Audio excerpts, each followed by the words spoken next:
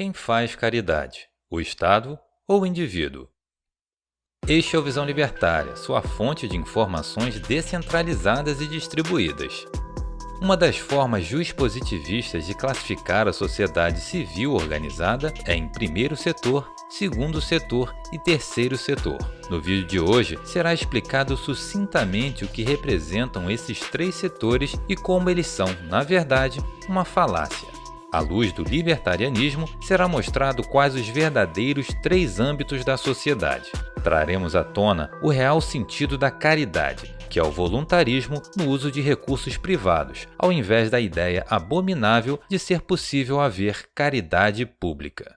Segundo doutrinadores e estatistas, a sociedade civil é dividida em três esferas. O primeiro setor é formado pelo Estado e seu governo.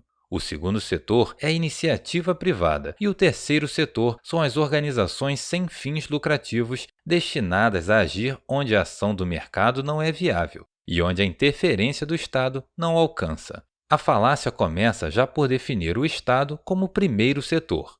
Essa crendice carrega consigo a ideia de que só é justificável haver comércio, o segundo setor, se antes houver o primeiro setor, o papaizão Estado. Ah, mas você está levando muito a sério isso. É só uma divisão didática.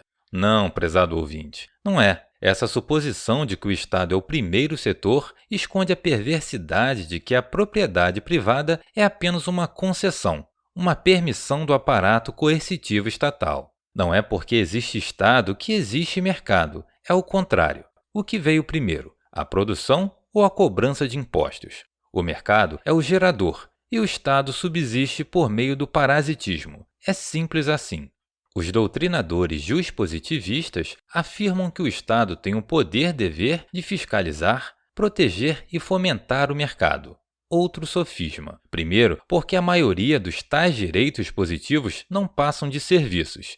Explicamos isso detalhadamente no vídeo A Falácia dos Direitos Positivos do canal Visão Libertária. O link está na descrição. Segundo, porque todo incentivo ao mercado que o Estado dá ocorre após ele próprio, o Estado, ter criado dificuldades. Esse fomento é parcial e significa tirar dinheiro de uns, normalmente dos pobres, para concentrar em subsídios para outros, em muitas ocasiões, segundo critérios eleitoreiros. É preciso entender uma coisa de uma vez por todas. Tudo que o Estado dá a alguém foi tirado à força de outra pessoa, e não necessariamente de outra pessoa rica malvadona, como querem nos fazer acreditar os socialistas. No mais das vezes, é o pobre quem mais paga imposto e quem mais sofre com a inflação gerada pela própria política monetária do governo. O Estado não produz nada, onde já se viu um parasita ser o primeiro de uma cadeia produtiva. Numa comparação ecológica, o mercado são os organismos produtores e o Estado ocupa o final da cadeia trófica. São os parasitas. Essa alusão foi abordada no vídeo Níveis Tróficos Sociais do mesmo canal. Confira na descrição. Você vai gostar desse conteúdo.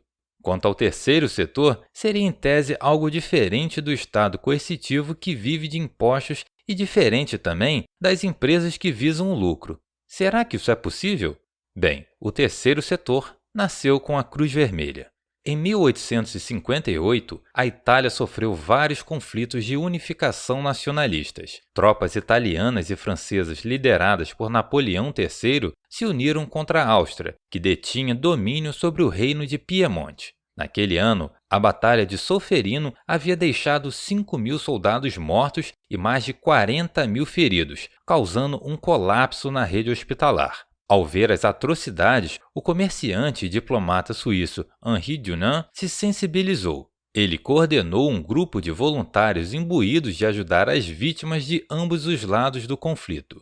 Ele ignorou a cegueira nacionalista, levantou recursos e esforços com vistas a salvar vidas.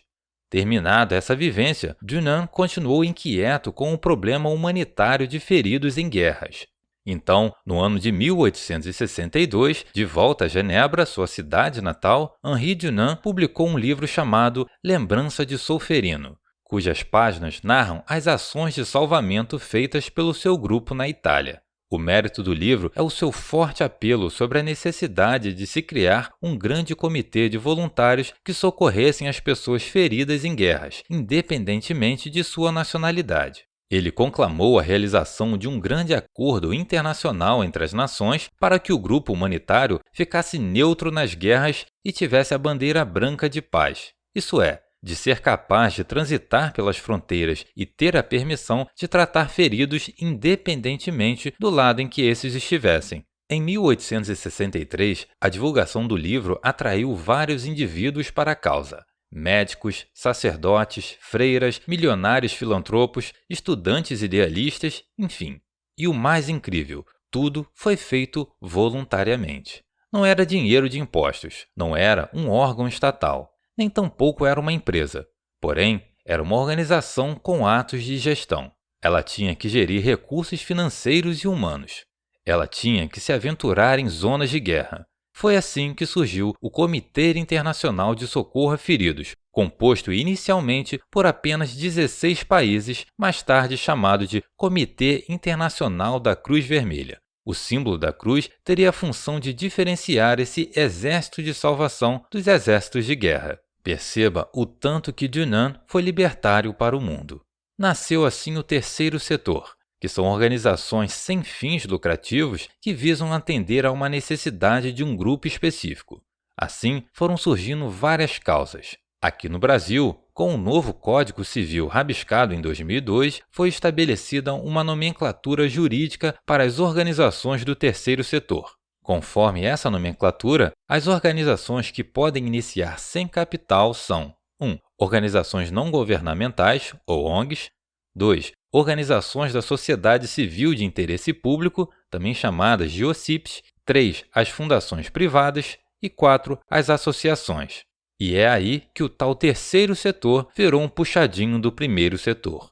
As associações são clubes, e muitas delas são verdadeiros sindicatos. Várias fundações, OCIPs e ONGs ganham dinheiro público, leia-se dinheiro de roubo, para financiarem suas atividades. Os políticos não ajudam ONGs porque são bonzinhos, mas usam-nas como se fossem órgãos de propaganda partidária e de políticas públicas para avançar uma agenda ideológica, de modo que nem sempre é possível separar a simbiose entre primeiro setor e terceiro setor. É o capitalismo de Estado, pois o Estado a tudo corrompe. Quando o Estado se mescla com uma ONG para fazer caridade com dinheiro público, ele está desvirtuando o sentido da caridade em si. A única caridade possível é aquela feita com recursos próprios. Fazer caridade com dinheiro dos outros, com impostos e subsídios, não é caridade alguma. A verdadeira caridade é a dos indivíduos. Por exemplo, você já ouviu falar do aplicativo Garrafas no Mar? Trata-se de um projeto de aplicativo e site para ajudar pessoas a pagarem suas contas atrasadas, como luz, água, telefone e gás. Durante aquele evento viral de 2020, a crise econômica se agravou graças às medidas impulsivas de governos que determinaram o confinamento de pessoas saudáveis, paralisação coercitiva das cadeias produtivas, impressão de dinheiro e brutalidade com pessoas inocentes que descumpriam a histeria imbecilizante. Onde estava o tiozão Estado para realmente socorrer as milhares de pessoas que viram seus pequenos comércios irem à falência? Os milhares que ficaram desempregados, a falta de produtos e o encarecimento desses. Onde estava? Estava monitorando pessoas pelo celular. Estava dizendo, fique em casa, a economia a gente vê depois. Onde está a suposta caridade do Estado agora? Pois bem, um analista de sistemas chamado Alexandre Caruso teve a ideia de criar o aplicativo Garrafa no Mar, que tem 2 anos e já arrecadou R$ 640 mil em doações voluntárias. A plataforma funciona mais ou menos assim. Os endividados se cadastram e inserem seus boletos atrasados. Os voluntários se cadastram e escolhem quais boletos querem pagar. Quando o Estado ilhou todo mundo, naufragando o navio da economia, pessoas de bom coração mandaram garrafas no mar com alguma mensagem de esperança em seu interior. O web app do Garrafas no Mar pode ser acessado pelo navegador do computador ou celular. O link do projeto está na descrição para quem se interessar. Por fim, é hora de fazer uma interpretação libertária dos setores de uma sociedade civil organizada. O primeiro setor é o eu individual e o seu âmbito familiar. A família é o verdadeiro primeiro setor da humanidade. O segundo setor é o eu social, ou seja, o indivíduo vivendo em sociedade. O real segundo setor são as relações pacíficas entre as pessoas e os acordos que geram regras de convivência. Portanto, o segundo setor de fato a ser buscado é o comércio e a sociedade de contratos.